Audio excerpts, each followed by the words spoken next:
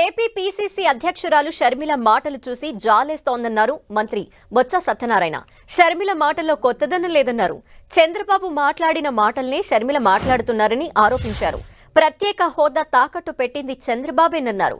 కేంద్రంకు కేవలం అంశాల వారీగానే వైసీపీ మద్దతిస్తోందని తెలిపారు.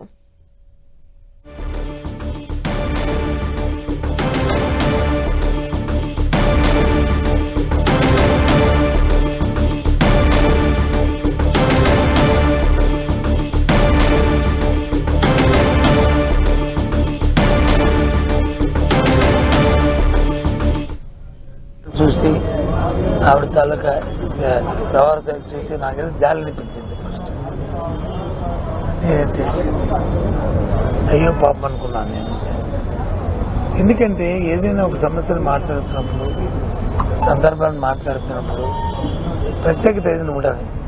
ఏదైతే ఇంతకుముందు నాయకులు చెప్పిన మాటలు ఉన్నాయో వాటిని మళ్ళీ పదే పదే ఉడికిస్తే అందులో కొత్తదనమే ఉంది.